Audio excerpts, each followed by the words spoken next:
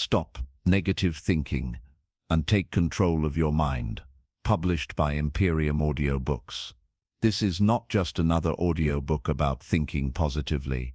This is a manual for freedom from the endless cycle of doubt, fear, and self-sabotage that keeps you from living fully. Negative thinking is a silent poison. It eats away at your confidence. It drains your energy. It convinces you that you are not enough, that your dreams are too far, that your struggles are permanent. But here's the truth. The way you think is not fixed. Your mind is not your enemy. With the right tools, the right habits, the right awareness, you can take control. You can silence the critical inner voice, break the cycle of worry, and replace fear with power. The prison of negative thinking. Let's be honest, you've felt it before. That voice in your head that whispers, "You're going to fail. They're judging you. Why even try?" That voice that replays every mistake, magnifies every flaw, and predicts disaster in every situation. And maybe you've believed it. Maybe you've let it stop you from speaking up in meetings, from starting the project you've always dreamed of, from taking that leap of faith into something better. But what if I told you that voice is lying? What if every single time it spoke, it was only repeating old patterns you learned, not truths you are bound to? Your mind is a tool, not a tyrant. The human mind is powerful beyond measure. It can invent worlds, solve impossible problems, and create futures that never existed before.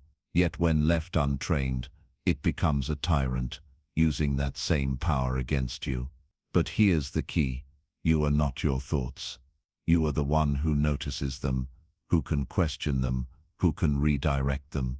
Think of your mind like a wild horse. If you let it run without guidance, it will drag you into chaos. But if you take the reins, if you train it with discipline, that same energy will carry you faster and further than you ever imagined. What you'll discover in this audiobook. This audiobook is a journey from the prison of negativity to the freedom of mental mastery. As you listen, you will learn how to recognize the patterns of self-sabotage and stop them before they spiral, how to shift from fear-based thinking to possibility-driven thinking, how to silence the inner critic and replace it with an inner coach, how to cultivate daily mental habits that transform your mindset permanently. The promise of change. You might feel trapped right now. You might even believe your negative thoughts are who you are, but they are not. They are habits, nothing more. And habits can be broken, replaced, and rebuilt. If you commit to this process, if you open your heart and mind, you will find freedom. You will think with clarity. You will act with confidence. You will live with energy. This isn't just about controlling your thoughts. It's about controlling your life. So I ask you now, are you ready? Ready to stop the cycle of negativity, once and for all? Ready to take control of your mind and step into the version of yourself that has been waiting underneath the doubt and fear? If the answer is yes, then let's begin this journey together. Not tomorrow, not someday, but now. Because the greatest power you have, the power to think, to choose, to direct your mind, is already in your hands. Chapter 1. Imagine waking up every morning with a heavy weight pressing on your chest. Before you even step out of bed, your mind is already racing. You think about everything that could go wrong today, every mistake you made yesterday, and every failure that might be waiting tomorrow. Your body hasn't even moved, but your spirit already feels drained. This is the reality for millions of people caught in the cycle of negative thinking. It's not just an occasional bad day, it's a constant filter through which they see the world, coloring everything darker than it really is. The first step to breaking free is understanding what negative thinking really is. Many believe it's just pessimism, but it goes deeper. Negative thinking is a mental habit, a deeply ingrained way of processing life. It whispers to you that opportunities are risks, that risks are disasters, and that your best effort will never be enough. The danger isn't only in the thoughts themselves, but in how quickly they multiply. One negative thought becomes two, two become four. Soon your entire perception of yourself and your future is filtered through doubt and fear. Consider how this plays out in daily life. You're invited to give a presentation at work. Instead of feeling honored or excited, the first thought is, what if I mess up? What if I forget my words? What if people laugh at me? You haven't even written a word of the presentation, yet you've already decided it will go badly. Or think about relationships. You meet someone new and they seem kind. Instead of enjoying the moment, your mind says, they probably don't really like me. They're just being polite. They'll leave once they get to know me. Slowly but surely these thoughts shape your actions. You don't prepare properly for the presentation, and it goes poorly. You don't open up to the new friend, and the connection fades. The negative thought becomes a self-fulfilling prophecy. Now here's the secret. Negative thinking isn't the truth. It's not a reflection of reality. It's simply a pattern, a program running in your mind that you never consciously wrote, but that you keep following. Most of these patterns are learned. Think back to childhood. If you grew up with parents or teachers who often criticized instead of encouraged, you may have absorbed their voices. If every mistake was highlighted, but successes were ignored, you learned to focus on the negative. If people around you worried constantly, you picked up their habit. What started as their voice became yours. Over time it became so automatic you stopped noticing it. This is why awareness is the first weapon against negativity. You cannot change what you don't notice. Start listening to the voice in your head. Pay attention to the way you talk to yourself. When you face a challenge, what is the very first thought that arises? When you make a mistake, what words do you use on yourself? Do you say, I'm stupid, I'll never get this right? Or do you say, that was a mistake, but I'll learn and try again? That difference is everything. For many, the default voice is harsh, cruel, and unforgiving. It's the voice of negativity, and until you separate yourself from it, you'll believe it is you. The truth is, you are not your thoughts. This cannot be repeated enough. A thought is just a sentence in your mind. It has no power unless you give it power. Imagine sitting in a movie theater.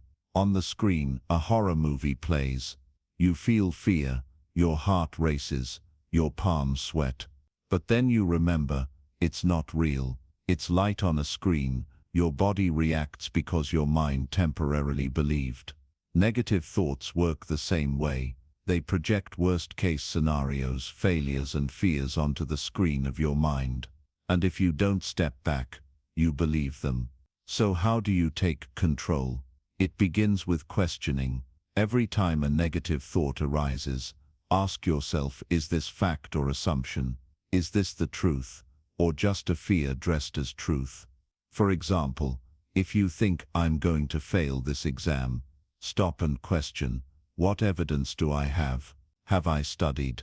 Have I passed before? Is it guaranteed I'll fail, or is it just my fear? You'll often find that your negative thoughts are assumptions without evidence. They're predictions, not certainties. The next step is replacement. Once you catch a negative thought, you don't leave your mind empty, you replace it. Instead of I'm going to fail this exam, say I've studied hard and I'll give my best effort. That's enough. Instead of they don't like me, say I can't read minds but I know I'm worthy of connection. These replacements may feel awkward at first, almost forced. But that's how rewiring works. Just like learning a new language, your mind needs practice. Over time the new sentences become the default. But here's what many don't realize. Negative thinking also has a physical component. It doesn't just live in the mind, it lives in the body. Think about how you feel when you're caught in a spiral of worry. Your shoulders tighten, your breath shortens, your stomach knots. This physical state reinforces the mental state, creating a feedback loop. The worse you think, the worse you feel, the worse you think. Breaking this cycle requires action, not just thought. When you notice negativity rising, interrupt it physically. Stand up, take a deep breath, stretch your body, go for a short walk. Movement signals to the brain that the situation is not as threatening as it assumes. It resets the nervous system. You can also use the power of language to break free. Most negative thoughts are vague. I'll never succeed. Nothing works out for me. The vagueness is part of their power. It makes them feel larger than life. The solution is specificity. Ask what exactly won't work out. Why? What proof do I have? Suddenly the fog clears. You realize that the grand overwhelming statement is built on a single small assumption, often untrue. By making the thought specific, you strip it of its weight. Now it's important to address one myth, that eliminating negative thinking means pretending everything is perfect. That's not the goal. Life will always have challenges. There will always be setbacks, failures, and pain. The difference is in how you interpret them. Negative thinking says, this setback means I'm worthless. Empowered thinking says, this setback is a lesson. It hurts, but it will shape me. The event is the same, but the story you attach to it changes everything. Imagine two people lose their jobs. One says, I'll never find another one. This proves I'm a failure.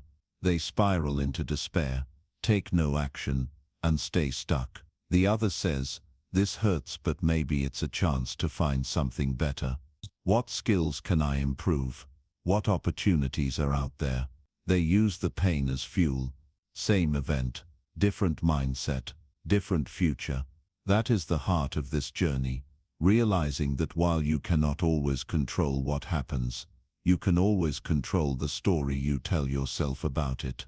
And the story you choose becomes the reality you live. Chapter 2.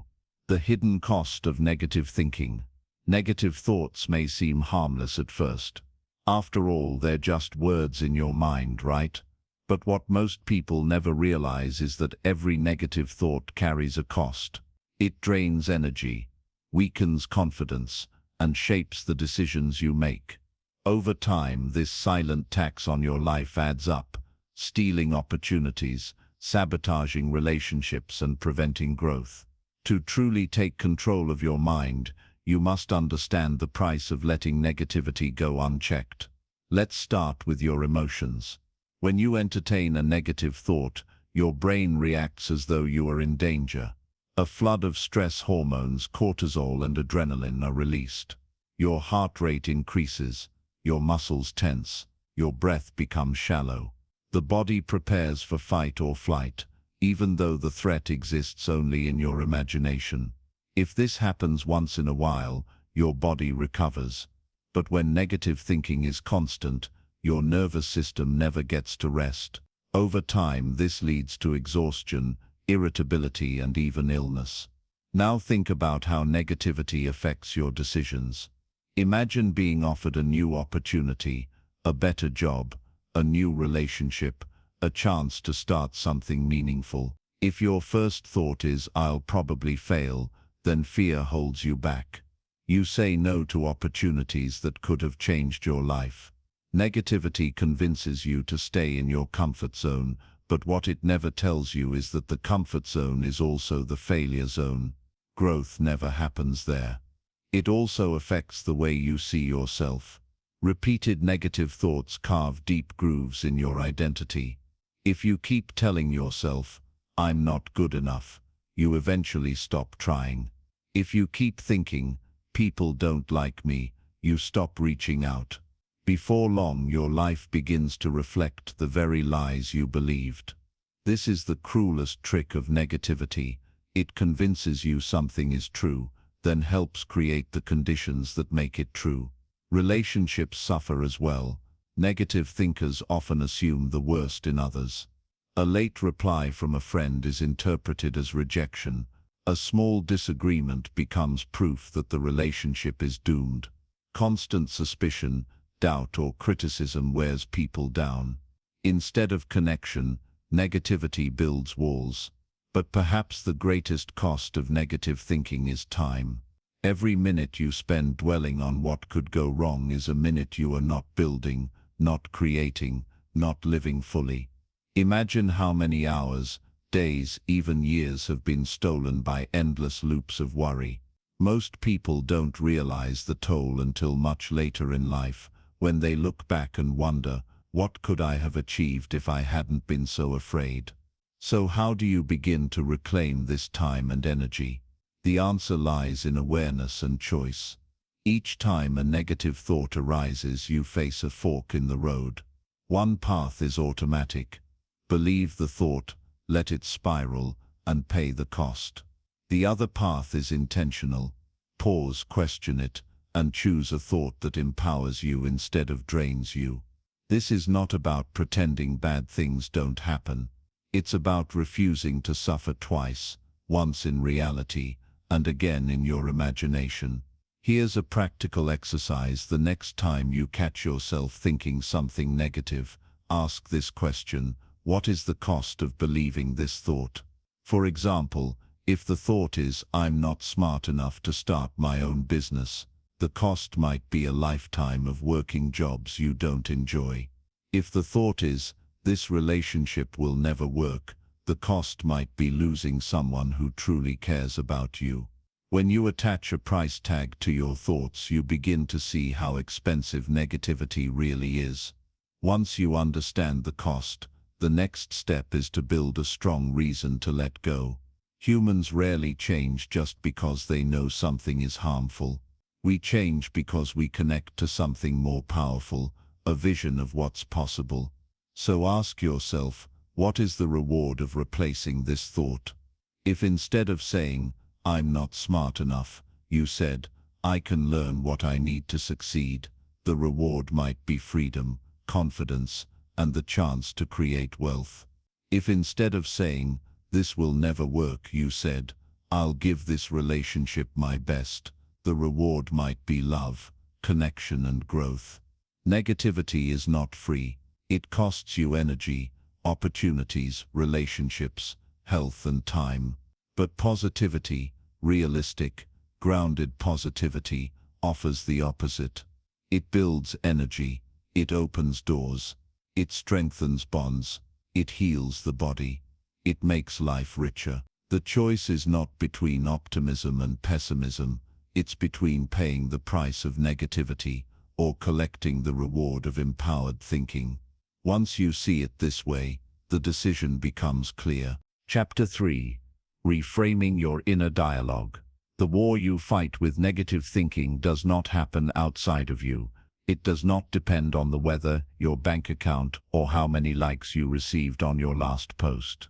The real battleground is your inner dialogue, the constant stream of words and images that pass through your mind every waking moment. Some people call it self-talk. Others call it the inner critic. But whatever name you choose, the fact remains: the quality of your life will always mirror the quality of that inner conversation. Think for a moment about the way you speak to yourself when something goes wrong. Perhaps you make a mistake at work, misplace your keys, or say the wrong thing in a meeting. Do you respond with patience and encouragement, or do you instantly jump into harsh criticism? If you are like most people, the voice inside you often defaults to criticism. Why are you always so careless? You'll never get this right. Everyone is going to see how incompetent you are. This inner dialogue has power. It shapes your emotions, and your emotions then shape your behavior. Negative self-talk is not just a private whisper. It becomes a self-fulfilling prophecy. But here is the liberating truth. Your inner dialogue is not fixed. It is not your destiny to live under the tyranny of a hostile inner voice. You have the power to reframe it, to rewrite the script, and to make it work for you instead of against you. The process of reframing is about deliberately choosing to look at situations, setbacks, and even your own mistakes through a different lens. It does not mean denying reality or pretending everything is perfect. It means interpreting events in ways that empower you instead of weakening you. Consider a simple example. Imagine you failed a test. The negative frame says, I am a failure. I will never succeed. I'm not good enough. The empowering frame says, this result shows me what I need to improve. It's feedback, not final judgment. I now know where to focus my energy. The same event occurred, but two completely different interpretations produced two completely different outcomes. The first interpretation breeds discouragement. The second fuels growth. Reframing is not just positive thinking, it is strategic thinking. Positive thinking often tells you to simply paste a smile on your face and ignore what's wrong. Reframing, on the other hand, acknowledges the challenge while refusing to let it define you. It's not about lying to yourself, it's about telling yourself the most useful truth available. When Thomas Edison was working on inventing the electric light bulb, he failed over 1,000 times. A reporter once asked him, how did it feel to fail 1,000 times? Edison replied, I didn't fail 1,000 times. The light bulb was an invention with 1,000 steps. That single sentence is a masterclass in reframing. Instead of internalizing failure, he saw each setback as part of the process. That reframing kept him moving forward until he succeeded. You too have moments when reframing can change everything. Imagine you get rejected after a job interview. Instead of saying, I'll never get hired, you could reframe it as, that position was not aligned with me, and now I have valuable practice and clarity for the next opportunity. When a relationship ends, instead of saying, I'll always be alone, you could reframe it as, this experience taught me what I truly need and deserve. I am better prepared for a healthy connection in the future. The situation hasn't changed, but your perception has, and perception determines resilience. The key is consistency. Reframing is a habit, not a one-time event. The more you practice, the faster your mind learns to shift out of destructive loops. It begins with awareness, catching yourself in the act of negative self-talk. Once you notice it, pause and ask, is this thought helping me, or is it hurting me? If it's hurting you, challenge it. Replace it with a perspective that fuels progress. Here is a powerful exercise you can use. Take a sheet of paper and draw 2 columns. On the left, write down your most common negative thoughts. Be honest and unfiltered. On the right, rewrite each thought in a reframed, empowering way. For example, negative thought, I always mess things up. Reframed thought, I sometimes make mistakes but I always learn and improve. Negative thought, nobody respects me. Reframed thought, respect is built over time. I can earn it by showing consistency, kindness and confidence. Negative thought, it's too late for me. Reframed thought, every day is a new chance. Countless people have started fresh at my age or older. I can too. By practicing this exercise regularly, you train your brain to default to reframing, rather than spiraling into negativity. Over time, the inner critic loses its grip, and a new inner coach emerges, one that motivates, encourages, and believes in your ability to rise. Science backs this up. Cognitive behavioral therapy, one of the most effective psychological methods for treating anxiety and depression, is built on the principle of reframing. It teaches people to identify distorted thinking patterns and replace them with balanced, rational thoughts. Countless studies show that people who adopt reframing techniques not only feel better emotionally, but also perform better in their careers, relationships, and health. Let us not underestimate the ripple effect. Chapter 4. Mastering Emotional Awareness. The key to inner control. Most people live at the mercy of their emotions. They wake up in a bad mood, and the day spirals downward. A negative comment from a coworker ruins their afternoon. A memory of failure steals their confidence in the present moment. They feel as though emotions are forces outside their control, like sudden storms that appear out of nowhere and drown their peace of mind. But here's the truth. Emotions don't just happen to you. They are signals created by your own interpretation of events. When you learn to master emotional awareness, you reclaim control over your inner world, and by extension, your outer life. To master negative thinking, you must understand that emotions and thoughts are inseparable partners. Every thought generates an emotional response, and every emotion reinforces the thought that produced it. For example, if you think, "I'm not good enough," you immediately feel unworthy or anxious. That anxious feeling then convinces you the thought must be true. This creates a feedback loop, where thoughts fuel emotions, and emotions reinforce thoughts. The only way out is awareness, awareness that gives you the power to disrupt the cycle. Step 1 is naming your emotions. This might sound simplistic, but research in psychology proves its power. When you can clearly identify what you are feeling, the emotion loses much of its grip on you. Instead of drowning in vague negativity, you create distance. Instead of saying, "I feel terrible," try saying, "I feel disappointed," or "I feel frustrated," or "I feel uncertain." By naming the exact emotion, you move from being overwhelmed by it to observing it. Think of it as turning a storm into a passing cloud. You no longer feel powerless under its force. Step 2 is understanding the root cause. Emotions don't appear out of thin air. They are triggered by your interpretation of reality. For instance, imagine someone ignores your message. You might interpret this as, "They don't respect me," which produces anger or hurt. But another person might interpret the same event as, "They're probably busy," and feel no negativity at all.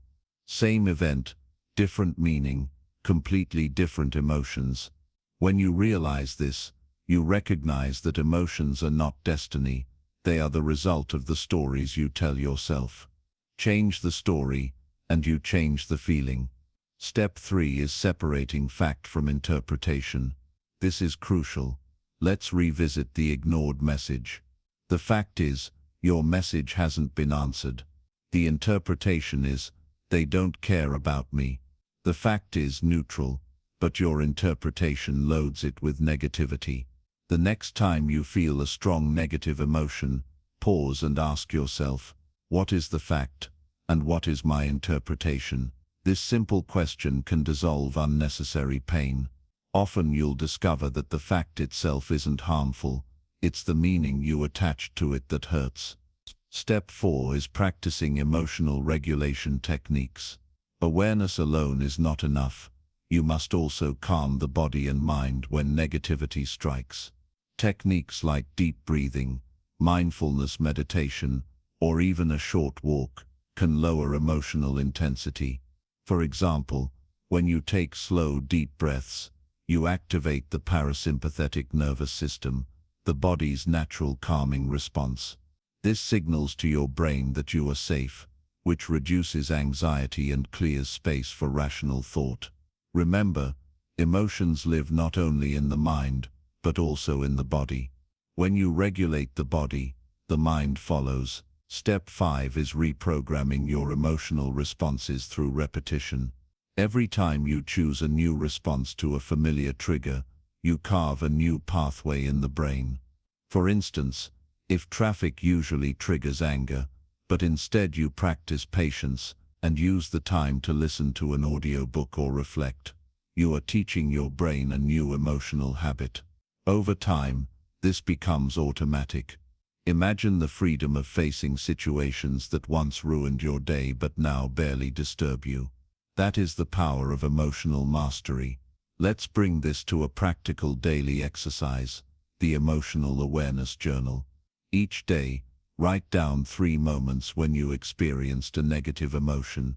For each, identify the exact emotion: anger, fear, sadness, jealousy, the fact of what happened, the interpretation you gave it, a more empowering interpretation you could have chosen. This exercise trains you to catch emotional reactions in the act and transform them into opportunities for growth. For example, Instead of seeing rejection as proof of unworthiness, you may reframe it as redirection toward better opportunities. Another useful practice is the pause and reframe. When you feel a negative emotion rising, pause for 10 seconds. During this pause, remind yourself, this is just a feeling, not a fact. Then ask, what else could this mean? This simple habit interrupts the old feedback loop and gives your brain space to choose a better story. It is also important to build emotional resilience through proactive practices. Gratitude rewires your brain to focus on what's good instead of what's missing. Each night, write down 3 things you are grateful for. They don't have to be big. Sometimes the warm cup of tea, the smile of a stranger, or the comfort of your bed is enough. Over time, gratitude shifts your baseline emotional state, making you less vulnerable to negativity. Consider the story of Maya, a professional who once allowed emotions to dictate every decision. If her boss criticized her work, she spiraled into self-doubt. If a friend cancelled plans, she assumed they didn't care. Her life felt like an emotional roller coaster she couldn't get off. But when she started naming emotions, separating facts from interpretations, and practicing gratitude, the transformation was remarkable. Criticism became feedback instead of proof of failure. A cancelled plan became a chance to rest instead of rejection. Maya didn't stop having emotions, she simply stopped being ruled by them. Remember this: mastering emotional awareness doesn't mean you stop feeling. It means you stop being controlled by feelings. Negative emotions will still appear, but they no longer have the power to hijack your mind or dictate your choices.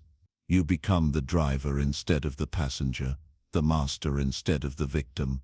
By cultivating awareness, separating fact from interpretation, regulating your body, and reframing your stories, you build an inner strength that no external circumstance can shake. You learn that the mind can be your prison or your palace. Emotional awareness is the key that unlocks the door to freedom, and once you claim this freedom, negative thinking begins to crumble, because you finally realize you are not your thoughts, and you are not your emotions. You are the one who chooses what they mean. Chapter 5. The Power of Self-Talk. Reprogramming the Inner Voice. Every single day, from the moment you wake up to the time you fall asleep, a voice speaks inside your head. Sometimes it whispers doubts. You can't do this. Sometimes it criticizes, you're not smart enough. Other times it worries, what if everything goes wrong? This voice, your self-talk, has more influence over your life than any other external force. It is the constant narrator of your experience, shaping how you see yourself and how you respond to the world. If you want to take control of your mind and eliminate negative thinking, mastering self-talk is non-negotiable. The challenge is that most people let this inner voice run wild. They assume it's telling the truth because it sounds like their own thoughts. But here's the reality: your self-talk is simply a reflection of past programming. The things people said to you, the experiences you've had, the failures you've feared, all of it feeds into the internal dialogue. If your past was filled with criticism or rejection, your self-talk tends to echo those voices. If your environment was supportive and encouraging, your self-talk reflects that. The problem is, once you internalize these patterns, they play on repeat, whether or not they're true. But there is good news: self-talk can be reprogrammed. Just as a computer can be updated with new software, your inner voice can be trained to support you instead of sabotage you. It begins with awareness, then interruption, and finally, intentional replacement.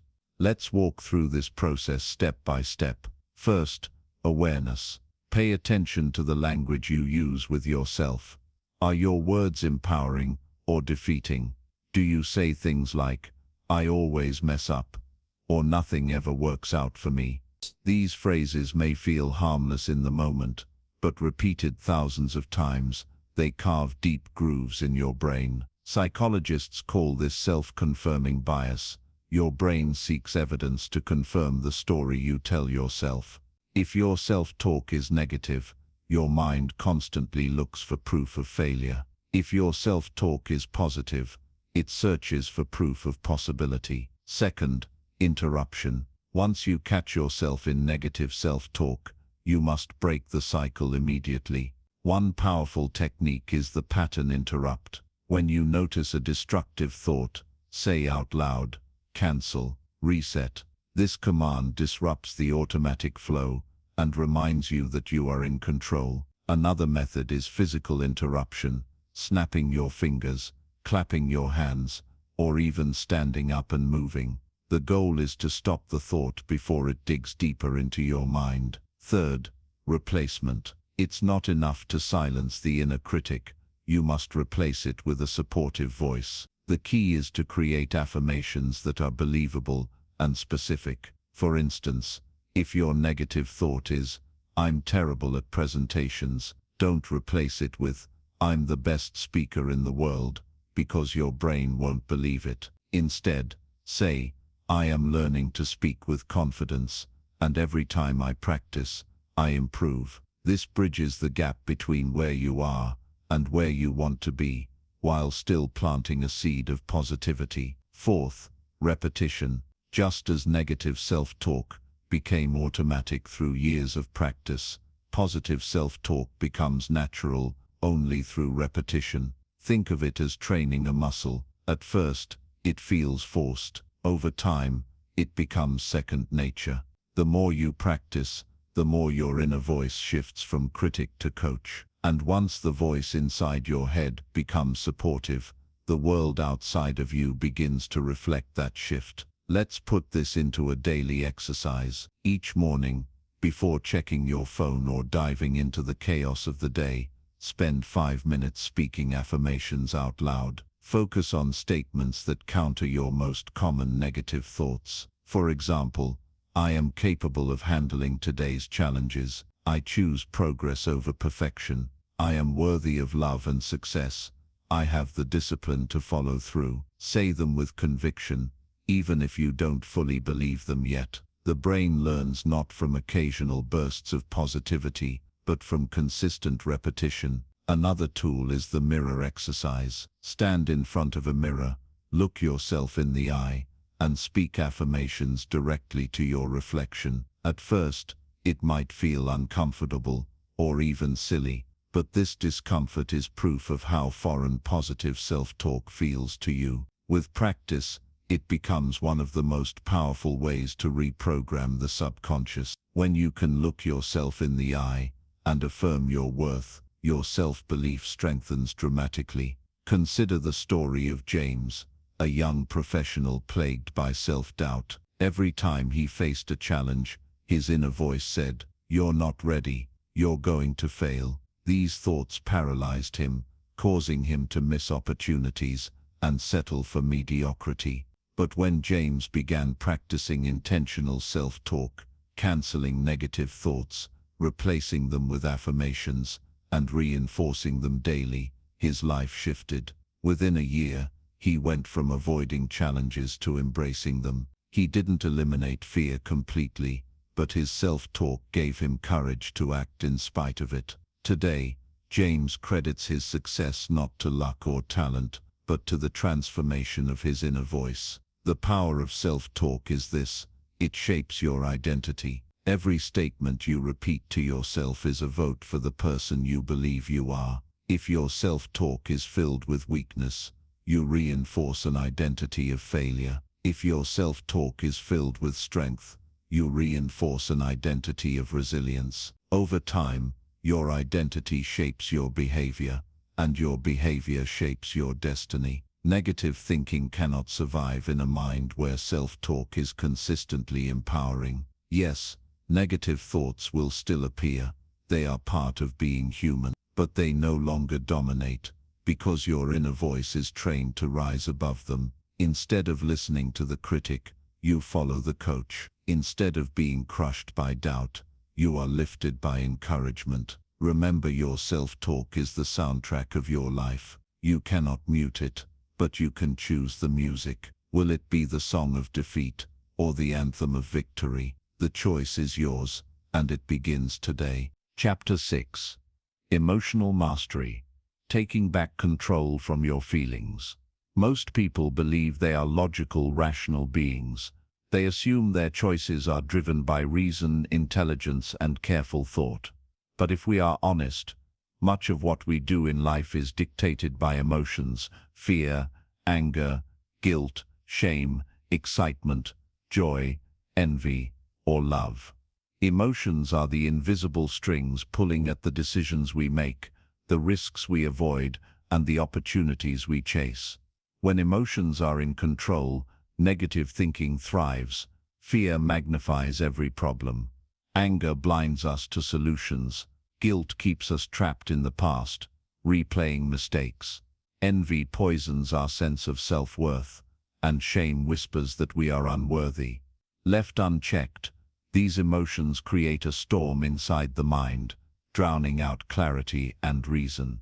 If you want to stop negative thinking and live with confidence, you must master your emotions rather than let them master you. The truth is, emotions are not the enemy. They are signals. They tell you something about your state of mind and environment. Fear signals danger, whether real or imagined. Anger signals a boundary crossed. Sadness signals loss. Even envy signals desire for something you value. The problem isn't the emotions themselves, but the way we respond to them. Most people either suppress their emotions or get swept away by them. Both approaches are destructive. Suppression buries emotions, but they resurface later, often stronger and more toxic. Overindulgence in emotions, such as stewing in anger or spiraling into sadness, causes them to dominate your mind and decisions. The secret to emotional mastery lies in a third option: awareness, acceptance, and redirection. Let's start with awareness. You cannot master what you refuse to acknowledge. When a wave of emotion hits, pause and identify it. Say to yourself, "I feel anxious," or "I feel angry." This may sound overly simple, but naming an emotion reduces its intensity. Neuroscientists call this effect labeling, the process of labeling emotions to activate the prefrontal cortex, the logical part of your brain. By naming the emotion, you engage reason and take back a measure of control. The second step is acceptance. This does not mean approval or surrender. It means acknowledging that the emotion is there without judgment. When you fight emotions, they push back harder. When you accept them, you create space between the feeling and your identity. Instead of saying, "I am angry," say, "I am experiencing anger." This subtle shift reminds you that emotions are temporary states, not permanent definitions of who you are. The third step is redirection. Once you've acknowledged and accepted the emotion, you must decide what to do with it. Emotions are energy, and energy must be channeled. Anger can fuel determination. Fear can sharpen focus. Sadness can deepen empathy. The goal is not to eliminate emotions, but to harness them for growth instead of destruction. Consider the example of Serena, a young entrepreneur. Every time she faced setbacks, she spiraled into anxiety and self-doubt. Her negative thinking would take over, convincing her that failure was inevitable.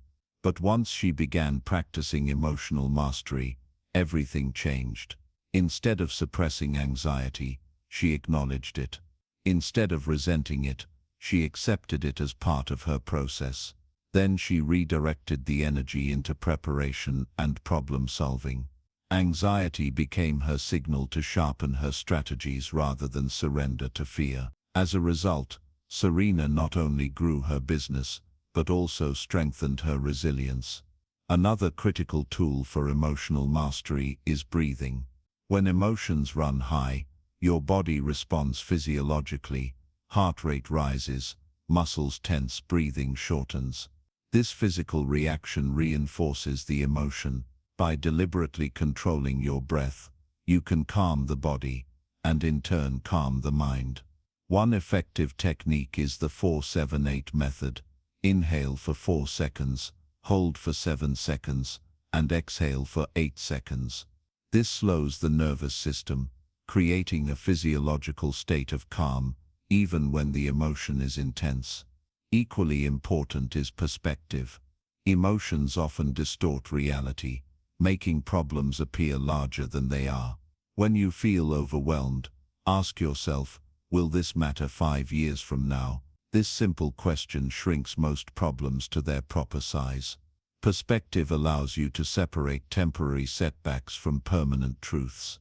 Journaling is another powerful practice for emotional mastery. When you write down your feelings, you remove them from the chaos of your mind and place them on paper, where they can be observed more clearly. Journaling doesn't just release emotions, it organizes them, giving you clarity and insight. Over time, you'll notice patterns in your emotional responses, which helps you anticipate and manage them more effectively. One of the biggest breakthroughs in emotional mastery comes when you learn to use gratitude as a counterweight. Gratitude is incompatible with many negative emotions. Chapter 7. Building an Unbreakable Mindset. If you want to stop negative thinking permanently, you cannot rely on quick fixes. Affirmations, motivational videos, and temporary bursts of inspiration may give you a spark, but they fade quickly. What you truly need is an unbreakable mindset, a deep internal foundation that protects you from negativity, doubt, and fear no matter what life throws at you. Without this, every setback will pull you down, and every criticism will shake your confidence. With it, however, you become unstoppable. So, what exactly is an unbreakable mindset? It is the ability to stay steady when circumstances are chaotic, to remain focused when distractions pull, and to believe in yourself even when others doubt you. It's not about pretending life is perfect. It's about building the inner strength to face reality without breaking. The first cornerstone of an unbreakable mindset is clarity of vision. People who are easily defeated usually don't know what they want. They drift through life without a clear direction, so every obstacle feels overwhelming. Imagine a ship without a destination. It gets tossed by every wave and storm. But when you know where you're going, setbacks become temporary detours rather than dead ends. Clarity gives you resilience because you're not just reacting to life, you're directing it. Take a moment to ask yourself, what do I truly want from my life? Not what others expect of you, not what society says you should want, but what you deeply desire. When you have a clear vision, negativity loses its power because you have something stronger pulling you forward. The second cornerstone is mental resilience. Resilience is not about avoiding failure, it's about bouncing back quickly when failure happens.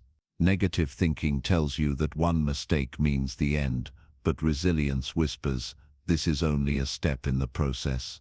Think about elite athletes. They don't win every match, but they recover faster than others. They use losses as lessons. The same applies to your mind. If you can recover faster from rejection, setbacks, and criticism, negativity will not have time to root itself in your thinking. One of the best ways to build resilience is to reframe failure. Instead of seeing it as proof of inadequacy, see it as feedback. Every failure is information telling you what doesn't work. Thomas Edison famously said, "I have not failed, I've just found 10,000 ways that won't work."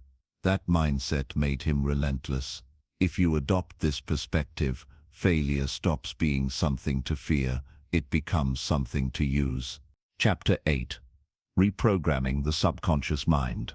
Most people try to fight negative thinking on the surface level. They try to argue with their thoughts, distract themselves, or force positivity. But here's the hard truth. Surface-level strategies will never create lasting change because the roots of your negative thinking lie deeper in the subconscious mind. Your subconscious is like the operating system of your brain. It runs quietly in the background, controlling your beliefs, emotions, and automatic responses. If your subconscious is programmed with doubt, fear, and negativity, then no matter how much conscious effort you put into being positive, you'll keep getting pulled back into old patterns. If you truly want to take control of your mind, you must learn how to reprogram your subconscious. Think of your subconscious as a garden.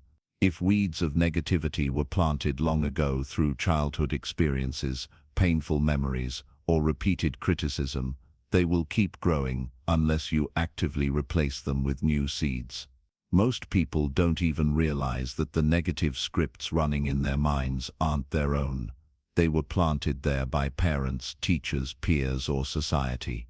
Reprogramming is about pulling out those weeds and planting empowering beliefs that grow into success. The first step is awareness of subconscious patterns. You can't reprogram what you don't recognize. Pay attention to the recurring thoughts that appear in your mind. Do you often hear an inner voice saying, "I'm not good enough, I always fail, or I'll never succeed"? These aren't random, they are deeply programmed beliefs. Write them down. Identifying these patterns shines a light on the roots of your negativity. Once you've identified your negative patterns, the second step is disrupting them. You cannot allow these thoughts to run unchecked. Every time they appear, interrupt them with a simple phrase like, "Stop, that's not true anymore." This breaks the automatic loop and creates space for a new thought to enter. Think of it as catching a thief in the act. You stop it before it steals more from you. The third step is installing new beliefs through repetition. The subconscious mind learns through consistency. Just as negative messages repeated over time programmed your current beliefs, positive messages repeated with conviction can reprogram them. This is where affirmations, visualization, and mental rehearsal come in. For example, if your subconscious belief is, "I'll never be successful," your new affirmation becomes, "I am capable of building success step by step." Don't just say it once, say it every morning, every night, and whenever doubt appears. Visualize yourself already living that truth. Imagine the feelings, the environment, the confidence. Over time, repetition rewires your subconscious, replacing the old script with the new one. But affirmations alone are not enough. The fourth step is emotional alignment. Your subconscious does not respond to empty words. It responds to emotions. If you repeat affirmations mechanically, nothing changes. But if you attach genuine feeling, confidence, excitement, gratitude, the subconscious accepts it as reality. This is why visualization is powerful. When you imagine yourself succeeding with strong emotion, your subconscious believes it's happening now. That belief then drives your actions in alignment with the vision. The fifth step is behavioral reinforcement. New beliefs must be reinforced with action. If you tell yourself, "I am disciplined," but you keep procrastinating, your subconscious won't accept it. Action is proof. Every small step you take that aligns with your new belief strengthens it in your subconscious. If your new belief is, "I am confident," then practice speaking up in meetings, making eye contact, or introducing yourself to strangers. Each action reinforces the new identity.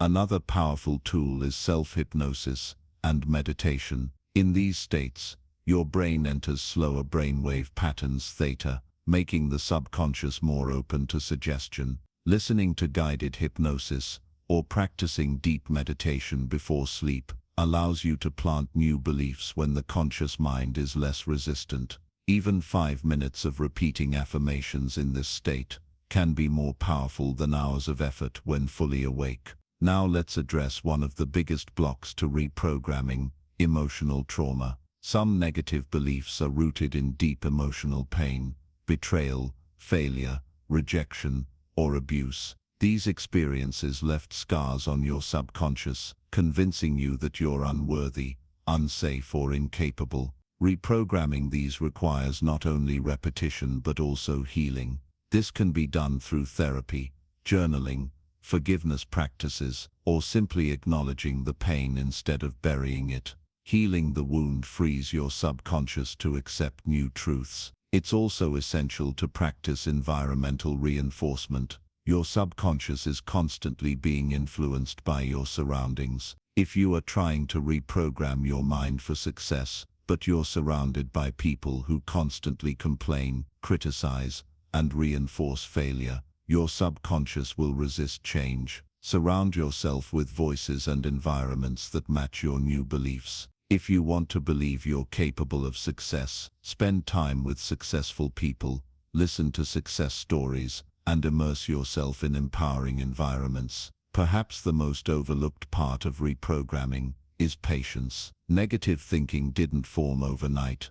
It was built over years. Likewise, rewiring your subconscious takes consistent effort. At first, your mind may resist, pulling you back into old doubts. But if you persist, if you repeat, visualize, act, and feel the new beliefs daily, you'll begin to notice subtle shifts. You'll think differently, act differently, and attract different results. And one day, you'll realize that the old voice of negativity is gone, replaced by a powerful new identity. Here's the promise: if you commit to reprogramming your subconscious, your negative thinking will no longer control you. You will no longer sabotage yourself with doubt. You will no longer shrink in fear. Instead, you'll think, feel, and act in alignment with success. You'll step into a new identity, the person you were meant to be. So starting tonight, begin the process. Write down your limiting beliefs. Replace them with empowering ones. Repeat them daily with emotion. Visualize your success. Take small aligned actions. Protect your environment.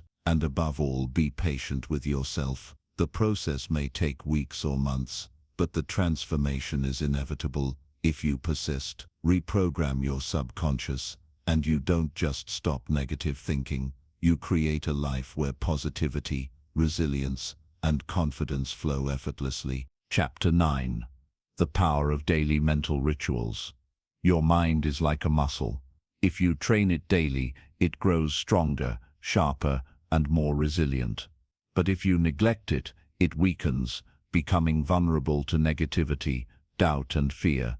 Just as an athlete needs consistent training to stay in peak condition, your mind requires consistent rituals to stay aligned with positivity and strength. The difference between people who conquer negative thinking and those who remain trapped in it is not intelligence or luck. It's discipline in daily mental habits. A ritual is more than a habit. A habit is something you do without thinking, brushing your teeth, scrolling your phone, making coffee. A ritual, on the other hand, is intentional. It carries meaning. It sets the tone for your life. Rituals are sacred moments you dedicate to shaping your mindset and programming your thoughts.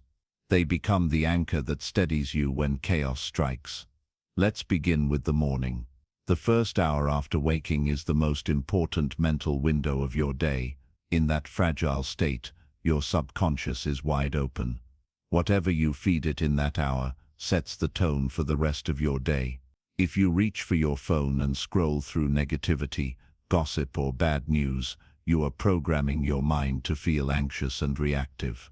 But if you start your morning with empowering rituals, you build strength, focus, and positivity before the world even has a chance to knock you down.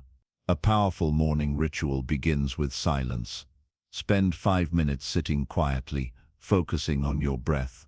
As thoughts come, let them pass without judgment. This is meditation in its simplest form.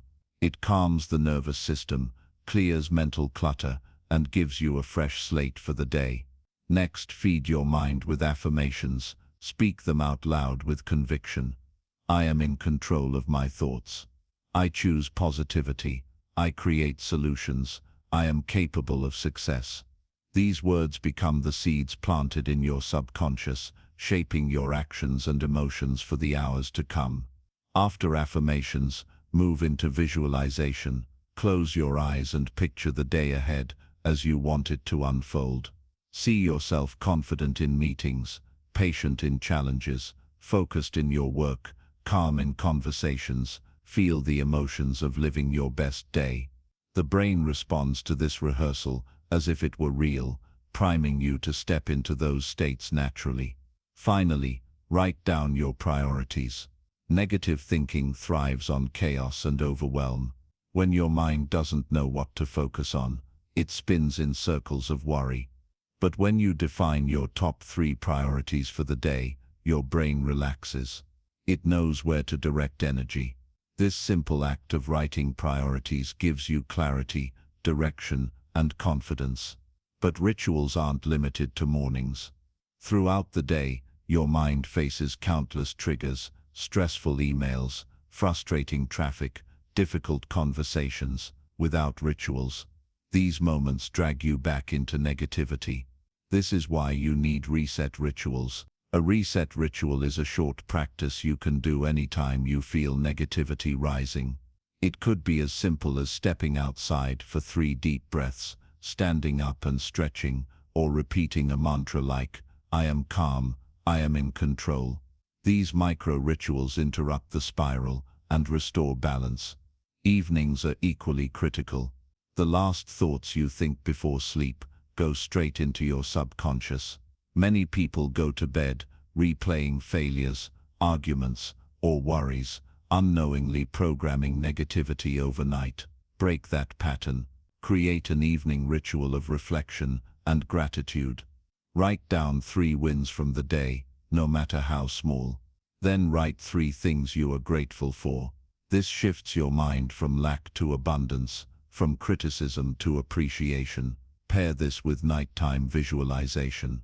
As you lie in bed, imagine your future self, the version of you who has conquered negative thinking, built confidence, and achieved success.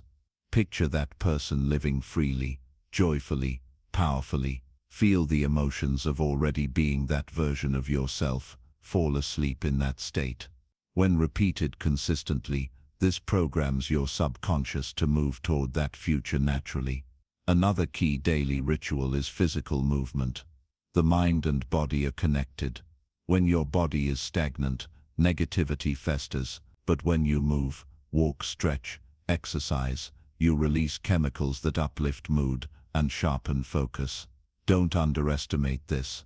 A 10-minute walk can shift your thinking more powerfully than an hour of arguing with your thoughts. Movement breaks the cycle of mental stagnation. Now let's talk about consistency. Rituals only work if practiced daily. Doing them once in a while won't rewire your brain. Think of brushing your teeth. You don't do it when you feel like it. You do it because it prevents decay. Rituals are mental hygiene. They prevent the buildup of negativity. The more consistent you are, the stronger your mental resilience becomes. It's also important to personalize your rituals. What works for one person may not work for another. Some find journaling transformative, while others find meditation more powerful. And the key is to experiment until you discover rituals that resonate deeply with you. Once you find them, lock them in, and protect them fiercely. To make rituals stick, connect them to existing habits. For example, after brushing your teeth, repeat affirmations in the mirror. After making coffee, write down your priorities. Before bed, instead of scrolling your phone, write gratitude notes. Attaching new rituals to old habits makes them automatic, reducing resistance. Here's the truth. Negativity is not destroyed in one dramatic moment. It is dismantled through daily rituals. Each morning, you visualize. Each affirmation you speak, each gratitude note you write, is a small victory. These victories accumulate, building a mind that is resilient, focused, and free. Imagine your life after 30 days of consistent rituals. You wake up calm, centered, and confident. Stress still comes, but you reset quickly. Challenges appear, but you face them with clarity. You go to sleep at night, not with worry, but with gratitude. This is not fantasy. It is the natural result of consistent daily mental rituals. So starting today, commit to your rituals. Protect them like your most valuable possession, because they are. They are the foundation of mental freedom. They are the bridge from negativity to strength. And when practiced daily, They will transform not just your mind, but your entire life. Chapter 10. The stories we tell ourselves. Every thought you hold has a voice. Sometimes it's loud, sometimes it's a whisper, but it is always telling you something. The question is, what story is that voice telling? For many, the stories are drenched in limitation, stories that repeat old failures, magnify small mistakes, and turn them into lifelong evidence that you are not good enough, not capable enough, not strong enough. These stories are not objective truths. They are scripts, written by repetition, fear, and conditioning. And just like any script, they can be rewritten. To understand the power of self-created stories, think of two people standing at the edge of the same mountain. One looks at the climb and tells themselves, "This is impossible. I'm not strong enough. I'll fail before I even begin." The other looks at the same slope and says, "This will be hard, but I'll learn with every step. I've overcome challenges before, and I can do it again." Both are facing the same mountain, but their stories change everything about how they climb. The truth is, your brain is constantly narrating your life, piecing together every moment into a coherent narrative. Psychologists call this the narrative identity, the internal autobiography that defines who you think you are. If you carry a story that says, "I always lose," "I'm cursed," or "I'm not meant for success," then your actions will follow that script. You will sabotage opportunities, underestimate your abilities, and reinforce the very beliefs that keep you stuck. But imagine if you became the editor instead of the passive reader. Imagine if you chose to question those old stories and replace them with new ones. That is the essence of rewiring your mind, taking ownership of the narrative rather than being trapped by it. Think of negative stories as grooves carved into a record. The more often the needle plays a groove, the deeper it becomes, and the harder it is to pull away from it. But even the deepest grooves can be overwritten with new patterns, new tracks, new sound. It requires intention, patience, and repetition.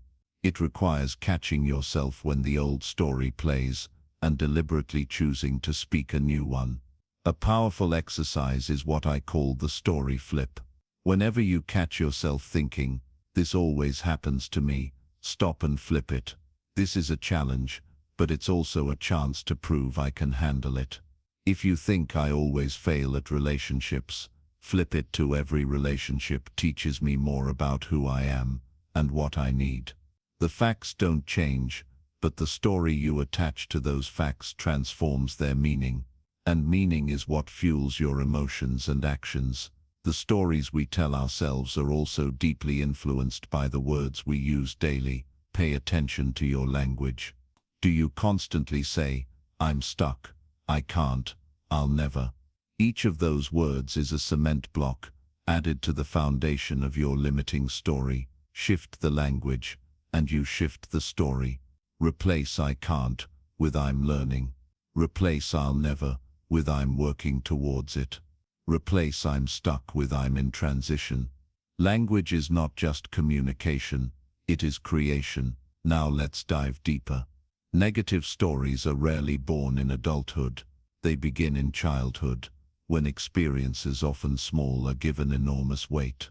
A critical teacher, a parent who compared you to others, a moment of embarrassment in front of classmates.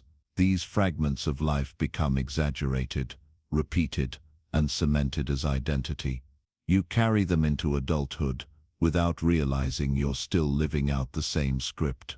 If you once failed in front of others, you might carry the belief that "I'm not meant to speak in public." If you grew up being told money is scarce, you might still carry the story, "I'll never be wealthy. That's not for people like me." But here's the liberating truth. These stories are not you. They are interpretations of past events, shaped by limited perspectives. You can decide right now to strip them of their authority. You can say, "That was one moment, not my destiny. That was someone else's opinion, not my truth. That was my past, not my future." When you separate yourself from the old story, you create space for a new one to emerge. The most successful people are not those who never experience negativity or failure. They are those who master the art of narrative transformation. They take rejection and turn it into a lesson. They take hardship and make it part of their comeback story. They don't deny the pain, but they refuse to let pain be the final word. Their lives are proof that stories are not fixed. They are constantly evolving scripts, and the pen is in your hand. Here's a practice you can use daily. Every night, before you sleep, write down one negative thought or story that surfaced during the day, then rewrite it. For example, if you thought, "I'm terrible at this new project," rewrite it as "I'm at the beginning of this project." And beginnings are always messy, but progress will come. By doing this daily, you train your brain to challenge its old scripts and practice creating new ones. Over time, the rewiring takes root. Another powerful practice is storytelling visualization. Close your eyes and picture yourself 1 year from now, but don't just imagine the events, narrate them. Tell yourself the story of your success as if it already happened. For example, "I faced challenges, but I kept going. I built resilience. I learned from mistakes, and I found opportunities in the unexpected. I grew stronger, and I achieved what once seemed impossible." Speak it aloud if you can. The more you repeat the new story, the more your subconscious accepts it as truth. Remember, the brain doesn't differentiate much between vividly imagined experiences and real ones. That's why athletes use visualization to improve performance, why leaders rehearse speeches in their mind before delivering them, and why you can use it to overwrite negative narratives. Your brain becomes what you repeatedly tell it. This is not about denying reality or pretending everything is perfect. It's about choosing the frame, the meaning, the story that empowers you instead of cripples you. If life hands you difficulty, you can tell the story of tragedy, or you can tell the story of transformation. Both are possible. The one you choose shapes your future.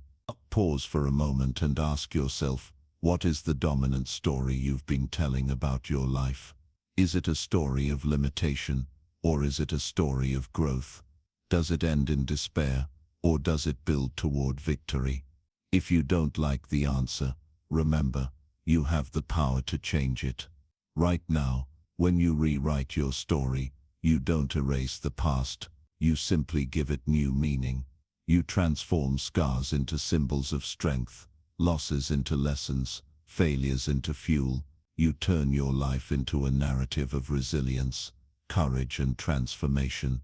And that is how you stop negative thinking at its root, not just by silencing thoughts, but by authoring a story that makes those thoughts irrelevant. Don't wait until tomorrow to start rewriting your story. Do it tonight. Identify one limiting thought and flip it. Choose one old script and write a new line. Every story begins with a single sentence. Let that sentence be the turning point toward the life you want. And as you move forward, remember, the story of your future has not been written yet. You hold the pen, write boldly,